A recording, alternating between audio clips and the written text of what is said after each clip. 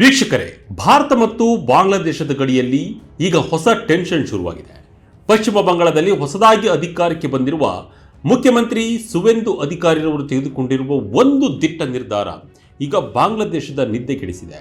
ಕೇವಲ 45 ದಿನಗಳಲ್ಲಿ ಗಡಿಯಲ್ಲಿ ಮುಳ್ಳುತಂತಿ ಬೇಲಿ ಹಾಕಲು ಬೇಕಾದ ಜಮೀನನ್ನು ಬಿಎಸ್ಎಫ್ಗೆ ಹಸ್ತಾಂತರಿಸುವುದಾಗಿ ಸುವೆಂದು ಅಧಿಕಾರಿ ಘೋಷಣೆ ಮಾಡಿದ್ದಾರೆ. ಆದರೆ ಈ ಘೋಷಣೆ ಹೊರಬೀಳ್ತಿದ್ದಂತೆಯೇ ಅತ್ತ ಬಾಂಗ್ಲಾದೇಶದಿಂದ ಸಿಕ್ಕಾಬಟ್ಟೆ ಖಾರವಾದ ಪ್ರತಿಕ್ರಿಯೆ ಬಂದಿದೆ. ನಾವೇನು ಮುಳ್ಳುತಂತಿಗೆ ಹೆದರುವವರಲ್ಲ, ಗಡಿ ಭದ್ರತೆ ವಿಚಾರದಲ್ಲಿ ಭಾರತ ಸ್ವಲ್ಪ ಮಾನವೀಯತೆಯಿಂದ ನಡೆದುಕೊಳ್ಳಬೇಕು ಅಂತ ಬಾಂಗ್ಲಾದೇಶ ನೇರವಾಗಿಯೇ ವಾರ್ನಿಂಗ್ ಕೊಟ್ಟಿದೆ. ಹಾಗಾದರೆ ಪಶ್ಚಿಮ ಬಂಗಾಳದಲ್ಲಿ ಚುನಾವಣೆ ಗೆದ್ದ ತಕ್ಷಣ ಸುವೆಂದು ಅಧಿಕಾರಿ ಈ ಭದ್ರತಾ ಅಸ್ತ್ರ ಪ್ರಯೋಗಿಸಿದ್ಯಾಕೆ? ಇದು ಹಸೀನ ಕಾಲದ ಬಾಂಗ್ಲಾದೇಶ ಅಲ್ಲ ಅಂತ ಢಾಕಾ ನಾಯಕರು ಹೇಳಿದ್ಯಾಕೆ? ಅಷ್ಟಕ್ಕೂ ಈ 150 ಯಾರ್ಡ್ ರೂಲ್ ವಿವಾದವೇನು?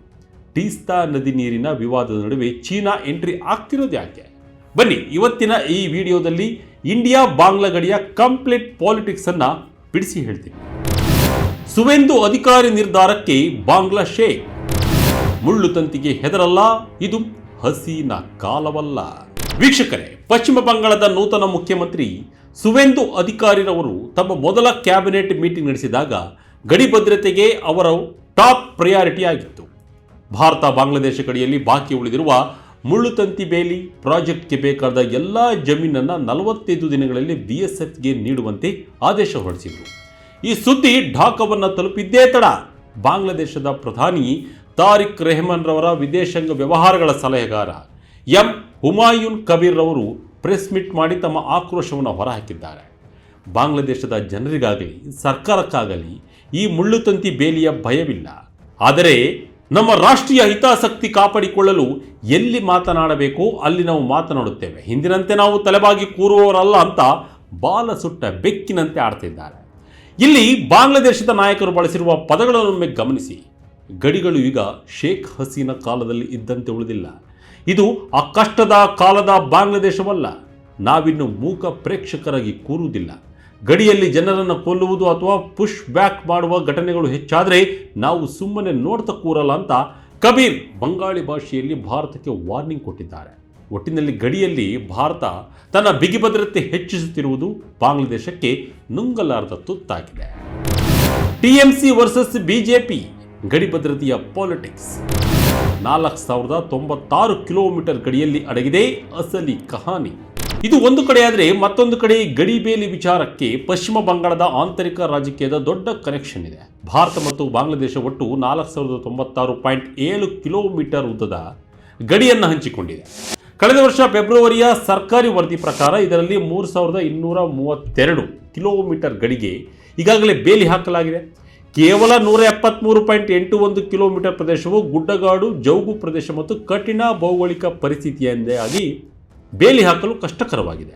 ಪಶ್ಚಿಮ ಬಂಗಾಳ ಒಂದೇ ಸುಮಾರು 4097 ಕಿಲೋಮೀಟರ್ ಉದ್ದದ ಗಡಿ ಪ್ರದೇಶವನ್ನು ಬಾಂಗ್ಲಾ ಜೊತೆ ಹಂಚಿಕೊಂಡಿದ್ದು, ಈ ಪೈಕಿ 3240 ಕಿಲೋಮೀಟರ್ ಬೇಲಿ ಕೆಲಸ ಮುಗಿದಿದೆ. ಇನ್ನು 850 ಬಾಕಿ ಇದೆ. ಈ ಬಾಕಿ ಉಳಿದಿರುವ ಜಾಗವೇ ಈಗ ಅಸಲಿ ಪಾಲಿಟಿಕ್ಸ್.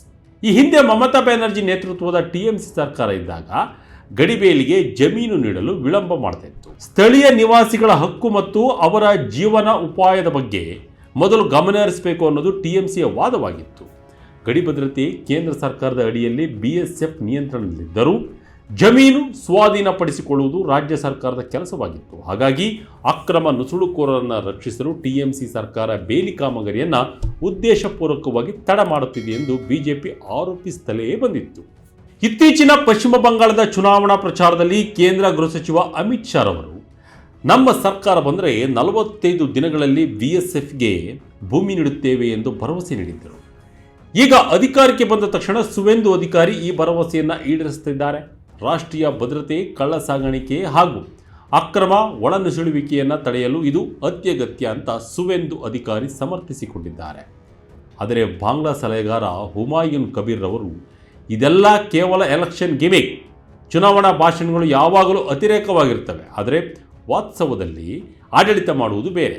ನಾವು ಭಾರತದ ಆಂತರಿಕ ರಾಜಕೀಯದಲ್ಲಿ ಮೂಗು ತೂರಿಸಲ್ಲ, ನಮ್ಮ ಸಂಬಂಧ ಏನಿದ್ರು ಭಾರತದ ಕೇಂದ್ರ ಸರ್ಕಾರದ ಜೊತೆ ಮಾತ್ರ ಅಂತ ಹೇಳಿದ್ದಾರೆ. ಏನಿದು 150 ಯಾರ್ಡ್ಸ್ ವಿವಾದ? ಸ್ಮಾರ್ಟ್ ಫೆನ್ಸಿಂಗಿಗೆ ಬಾಂಗ್ಲಾ ವಿರೋಧ ವ್ಯಾಖ್ಯೆ. ವೀಕ್ಷಕರು, ಇದೆಲ್ಲದರ ಮಧ್ಯೆ ಭಾರತ ಮತ್ತು ಬಾಂಗ್ಲಾ ನಡುವಿನ ದೊಡ್ಡ ಕಿಡಿಯಾಗಿ ಹೊತ್ತಿಕೊಂಡಿರುವುದು 152 ರೂಲ್. 1975ರ ಇಂಡಿಯಾ ಬಾಂಗ್ಲಾ ಜಾಯಿಂಟ್ ಗೈಡ್ಲೈನ್ಸ್ ಪ್ರಕಾರ ಗಡಿಯ ಜೀರೋ ಲೈನ್ನಿಂದ 150 ಯಾರ್ಡ್ಗಳ ಒಳಗೆ ಯಾವುದೇ ಡಿಫೆನ್ಸ್ ಸ್ಟ್ರಕ್ಚರ್ ಅಥವಾ ಶಾಶ್ವತ ಮಿಲಿಟರಿ ಕಟ್ಟಡಗಳನ್ನು ಕಟ್ಟುವಂತಿಲ್ಲ. ಇದು ಸ್ಥಳೀಯ ರೈತರ ಹಿತಾಸಕ್ತಿ ಕಾಪಾಡಲು ಮಾಡಿಕೊಂಡಿದ್ದ ಅನಧಿಕೃತ ಮಾರ್ಗಸೂಚಿ. ಆದರೆ ಇಲ್ಲೇ ಇರೋದು ಅಸಲಿ ಟ್ವಿಸ್ಟ್ ನೋಡಿ. ಭಾರತ ಹೇಳ್ತಿರೋದು ಏನಂದರೆ, ನಾವು ಹಾಕುತ್ತಿರುವುದು ಮುಳ್ಳುತಂತಿ ಬೇಲಿ ಮತ್ತು ಸ್ಮಾರ್ಟ್ ಫೆನ್ಸಿಂಗ್. ಇದು ಗಡಿ ನಿರ್ವಹಣೆಗೆ ಬೇಕಾದ ಮೂಲ ಸೌಕರ್ಯವೇ ಹೊರತು ಮಿಲಿಟರಿ ಕೋಟೆಯಲ್ಲ. ಕಳ್ಳ ಸಾಗಾಣಿಕೆ, ಹ್ಯೂಮನ್ ಟ್ರಾಫಿಕಿಂಗ್ ತಡೆಯಲು ಇದು ಅನಿವಾರ್ಯ ಅಂತ. ಆದರೆ ಬಾಂಗ್ಲಾದೇಶದ ವಾದವೇ ಬೇರೆ. ಭಾರತದ ಜೀರೋ ಲೈನ್ಗೆ ತೀರಾ ಹತ್ತಿರದಲ್ಲಿ ಸ್ಮಾರ್ಟ್ ಫೆನ್ಸಿಂಗ್, CCTV ಸೆನ್ಸಾರ್ಗಳು ಅಳವಡಿಸುತ್ತದೆ. ಇದು ನಮ್ಮ ಸಾರ್ವಭೌಮತ್ವಕ್ಕೆ ಧಕ್ಕೆ ತರುತ್ತಿದೆ.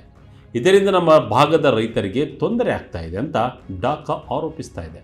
ಇದೇ ಜನವರಿ 2025ರಲ್ಲಿ ಬಂಗಾಳದ ಮಾಲ್ಡಾ ಜಿಲ್ಲೆಯ ಸುಖದೇವ್ಪುರ ಬಳಿ ಸಿಂಗಲ್ ರೋ ಮುಳ್ಳುತಂತಿ ಹಾಕಲು ಭಾರತೀಯ ಯೋಧರು ಮುಂದಾದಾಗ ಬಾರ್ಡರ್ ಸೆಕ್ಯೂರಿಟಿ ಫೋರ್ಸ್ ಮತ್ತು ಬಾರ್ಡರ್ ಗಾರ್ಡ್ಸ್ ಆಫ್ ಬಾಂಗ್ಲಾದೇಶದ ನಡುವೆ ದೊಡ್ಡ ಹೈಡ್ರಾಮಾ ನಡೆದು ಕಾಮಗಾರಿ ತಾತ್ಕಾಲಿಕವಾಗಿ ನಿಂತೋಗಿತ್ತು. ಹೀಗಾಗಿಯೇ ಭಾರತ ಗಡಿಯಲ್ಲಿ ಹ್ಯೂಮನ್ ಅಪ್ರೋಚ್ ಅಂದರೆ ಮಾನವೀಯ ದೃಷ್ಟಿಕೋನ ಹೊಂದಿರಬೇಕು ಅಂತ ಬಾಂಗ್ಲಾ ಡಿಮ್ಯಾಂಡ್ ಮಾಡ್ತಿದೆ. ತೀಸ್ತಾ ನದಿ ವಿವಾದ, ಚೀನಾದತ್ತ ಬಾಂಗ್ಲಾ ಮುಖ, ಬೀಜಿಂಗ್ನಿಂದ ಬರುತ್ತಾ $1 ಬಿಲಿಯನ್ ಫಂಡ್. ಇದೆಲ್ಲದರ ನಡುವೆ ಬಾಂಗ್ಲಾದೇಶ ಚೀನಾ ಕಾರ್ಡನ್ನು ಪ್ಲೇ ಮಾಡ್ತಾ ಇದೆ.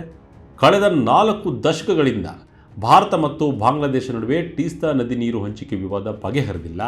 2011ರಲ್ಲೇ ಮಮತಾ ಬ್ಯಾನರ್ಜಿ ಒಪ್ಪಂದಕ್ಕೆ ಬ್ರೇಕ್ ಹಾಕಿದ್ದರು.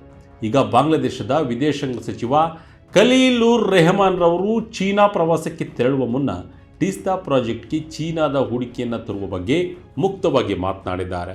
ಬಾಂಗ್ಲಾದೇಶ ಸುಮ್ಮನೆ ಕೈಕಟ್ಟಿ ಕೂರಲು ಸಾಧ್ಯವಿಲ್ಲ ಅಂತ ರೆಹಮಾನ್ ಹೇಳಿದ್ದಾರೆ. ಚೀನಾದ ಎಕ್ಸಿಮ್ ಬ್ಯಾಂಕ್ ಈ ತೀಸ್ತಾ ಯೋಜನೆಗೆ ಫಂಡ್ ಮಾಡಲಿದೆ ಅಂತ ಹುಮಾಯೂನ್ ಕಬೀರ್ ಕೂಡ ಸುಳಿವು ನೀಡಿದ್ದಾರೆ. ಆದರೆ ಇದರ ಜೊತೆಗೆ ಭಾರತಕ್ಕೂ ಒಂದು ಪಾಸಿಟಿವ್ ಮೆಸೇಜ್ ಅನ್ನು ರವಾನಿಸಿದ್ದಾರೆ. ಈಗ ಕೇಂದ್ರದಲ್ಲಿ ಹಾಗೂ ಪಶ್ಚಿಮ ಬಂಗಾಳ ಎರಡೂ ಕಡೆ BJP ನೇತೃತ್ವದ ಡಬಲ್ ಇಂಜಿನ್ ಸರ್ಕಾರ ಇದೆ. ಹೀಗಾಗಿ ತೀಸ್ತಾ ವಿಚಾರದಲ್ಲಿ ಈ ಹಿಂದೆ ಇದ್ದ ಅಡೆತಡೆಗಳು ಈಗ ನಿವಾರಣೆಯಾಗುವ ಭರವಸೆ ಇದೆ ಎಂದಿದ್ದಾರೆ. ಅಲ್ಲದೆ ಮುಂದಿನ ದಿನಗಳಲ್ಲಿ ಬಾಂಗ್ಲಾ ಪ್ರಧಾನಿ ತಾರಿಕ್ ರೆಹಮಾನ್ ಕೂಡ ಬೀಜಿಂಗಿಗೆ ಭೇಟಿ ನೀಡುವ ಸಾಧ್ಯತೆ ದಟ್ಟವಾಗಿದೆ. ಒಟ್ಟಿನಲ್ಲಿ ಬಂಗಾಳದಲ್ಲಿ CM ಆಗಿ ಅಧಿಕಾರ ವಹಿಸಿಕೊಂಡ ಕೂಡಲೇ ಸುವೇಂದು ಅಧಿಕಾರಿರವರು ಗಡಿ ಭದ್ರತೆಯ ವಿಚಾರದಲ್ಲಿ ತೆಗೆದುಕೊಂಡಿರುವ 45 ದಿನಗಳ ಡೆಡ್ಲೈನ್ ನಿರ್ಧಾರ ಬಾಂಗ್ಲಾದೇಶವನ್ನು ಕೆರಳಿಸಿದೆ. ಇದು ಕೇವಲ ಒಂದು ಬೇಲಿಯ ವಿಚಾರ ಮಾತ್ರವಲ್ಲ, ಸಾರ್ವಭೌಮತ್ವ, ಅಕ್ರಮ ನುಸುಳುವಿಕೆ, ತೀಸ್ತಾ ನದಿ ನೀರು ಹಂಚಿಕೆ, ಚೀನಾದ ಎಂಟ್ರಿಯನ್ನು ಒಳಗೊಂಡ ದೊಡ್ಡ ಜಿಯೋಪೊಲಿಟಿಕಲ್ ಗೇಮ್ ಆಗಿದೆ. ಬಾಂಗ್ಲಾ ನಾಯಕರು ಇದು ಹಸಿನ ಕಾಲವಲ್ಲ ಎಂದು ಎಚ್ಚರಿಸುವ ಮೂಲಕ ತಾವು ಕೂಡ ಸ್ಟ್ರಾಂಗ್ ಆಗಿದ್ದೇವೆ ಎಂಬ ಮೆಸೇಜ್ ಪಾಸ್ ಮಾಡ್ತಿದ್ದಾರೆ. ಆದರೆ ಭಾರತ ತನ್ನ ರಾಷ್ಟ್ರೀಯ ಭದ್ರತೆಯಲ್ಲಿ ಯಾವುದೇ ಕಾಂಪ್ರಮೈಸ್ ಮಾಡಿಕೊಳ್ಳಲು ತಯಾರಿಲ್ಲ. ಈ ವಿಚಾರದ ಬಗ್ಗೆ ತಮಗೆ ಏನನ್ಸುತ್ತೆ? ಕಮೆಂಟ್ ಮೂಲಕ ನಮಗೆ ತಿಳಿಸಿ. ಇದಾಗಿತ್ತು ಇಷ್ಟದ ಇಂಟ್ರೆಸ್ಟಿಂಗ್ ಸ್ಟೋರಿ. ಇದೇ ರೀತಿಯ ಸ್ಟೋರಿಗಾಗಿ Vijaya Kanaka website, YouTube page, Facebook page follow ಮಾಡ್ತಾ ಇರಿ. ಧನ್ಯವಾದಗಳು.